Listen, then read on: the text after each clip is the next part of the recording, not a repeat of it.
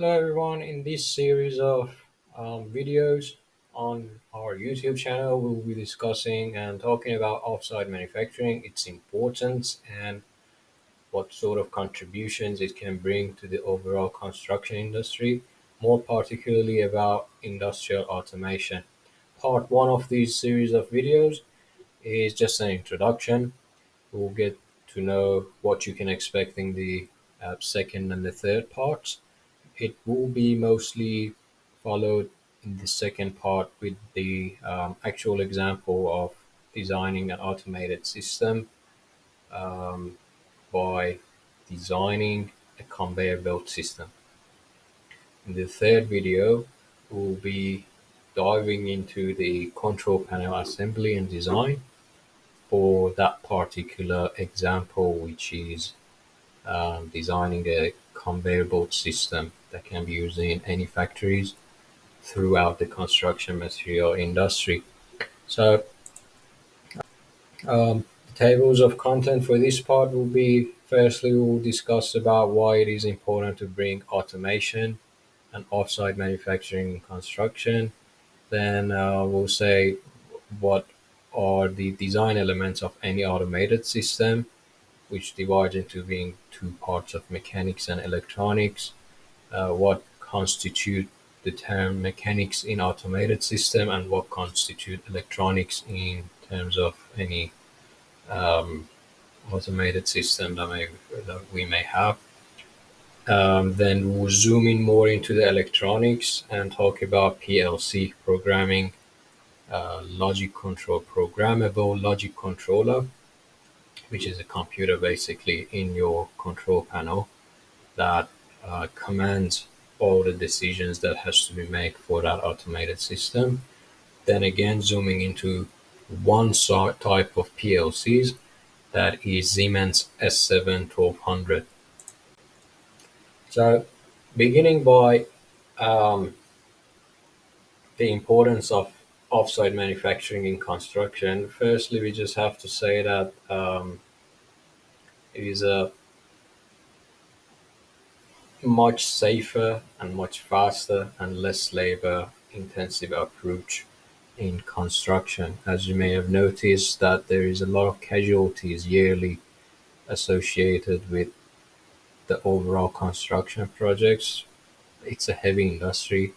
You're going to deal with heavy items, sharp items, toxic items, poisoning, all sorts of hazards that you may imagine you would encounter in this industry. That's why we need to put robots or automated systems at the forefront of this industry and let the humans set back a little and be in the safe zone. Also, as the population is growing much faster than before, us humans need to address this housing demand, this growing housing demand. How? By automating the systems, because robots are much faster than humans. So why not? Again, safer approach for any construction activity. The design element of any construction, um, any automated system will constitute mechanical and um, electronical devices. So as for a skeleton and the mod, so imagine an automated system being mimicked by a human body. The skeleton and muscles will be the frames and all the moving parts, such as hydraulics, motors, pneumatics. And the brain of that system would simulate the computers and the wiring. So it's a neural network in that automated system. So we can divide those two so that you get a better understanding of um, how to tackle each part. So if you are going to focus on the mechanical part of this automated system, you may need to have some sort of mechanical knowledge, pressure, temperature, um, all other variables that may affect the mechanical design. If you like to focus on the electronics, you may need to have some skills such as computer programming, um, knowing about the resistance, the current, voltage, and all sorts of other electronic knowledge that you may need to design. The mechanical parts, we are not going to focus a lot on that, on these two, on the mechanics of automated systems. We may let that for another series, but basically, for the skeleton of your automated system, how the loads are going to be carried out to the ground, you're going to need some steel, probably structures or any other type of material that you may use to pass on the loads from the heavy motors, the heavy pneumatics, the computers, the panels, the wires to the ground so that you form the skeleton of your automated system. You're probably going to use a punch press, a CNC machine, or a bending press to build that skeleton. As for the moving parts, we have hydraulics, pneumatics, and electronic motors. These are the muscles. If you're designing a system to move one item from point A to point B, how is that item is going to be moved? That would be achieved by either a hydraulic or a pneumatic system or an electronic motor. So for that conveyor belt example, that is going to be the next part of our video series. We'll be dealing with an electronic motor because the conveyor belt is driven by a motor. And electronic parts of any automated system will be the computers and wirings. Wirings would determine how much, well, actually, the current and voltage would determine what size of wires you would have to use in your system. If it's solely inside the control panel, normally a gauge, let's say 16 to 20, is enough for the internal design of your control panel. But anything that connects to the field um, instruments, such as a motor, such as a hydraulic uh, jack or a press, with a higher voltage, then you need a thicker wire, or let's say a lower number in terms of gaugings. And for the computers, we will be only focusing on programmable logic controllers, PLC, particularly Siemens, because there are two types of programmable logic controllers. There may be other brands as well, but the most famous and reliable ones for and industrial applications are made by Siemens and Allen Bradley. Allen Bradley is a subsidiary of is a product from Rockwell Automation, and Siemens is also another reliable PLC made by Germans, and it's been agglomerated through a multinational company, which is the Siemens. Um, and let's jump straight to Siemens S7 1200, which is a specific brand and the model of Siemens PLCs, which we will be using in the next part to assemble and design a conveyor belt system.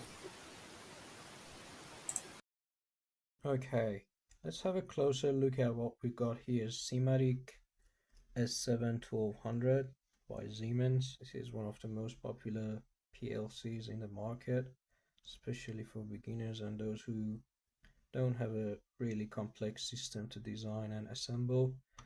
On the top part of this PLC, let's take the cap off so it will be easier for you to see. On the top rail, you have the digital inputs, and on the bottom rail, we will have the digital outputs. DO stands for digital output, DI stands for digital inputs. This module is being powered by 120 to 240 volt AC. So in order to turn on the PLC, you'll need 120 to 240 volts AC. Really important. You can actually note that here as well. It says CPU is 12C, AC, DC, and the relay. If it was DC, DC, it means that you would be needed to power up the PLC by a DC power supply. But in this model, CPU 1212C, you have to power up the PLC by an AC power supply.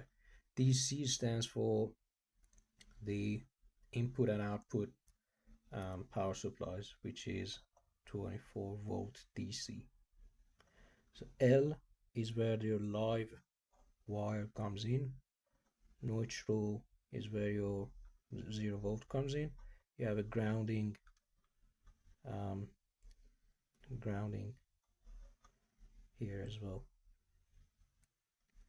You have 1, 2, 3, 4, 5, 6, 7 digital outputs, and you also have digital analog inputs as well. You can insert micro SD in here, but important thing about this port is that it must be supplied by Siemens. What else do we have here? We also have the Profinet. This is the normal Ethernet cable that you connect to your computer in order to program this PLC. Once your PLC is turned on, you'll probably see all these three lights turning on, and once the digital inputs are activated, you see each one of these lights turning on according to what input is being activated. If input number 1 is activated, light number 1 turns on. If output number 1 is activated, um,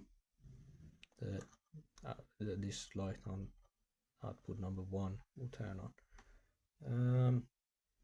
It will be mounted by a standard 35mm DIN rail, and you will also have these connections here as well if you like to add more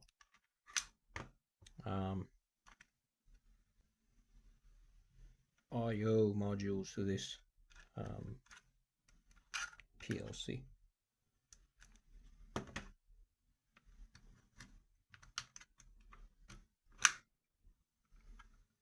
Anything else to be noted here?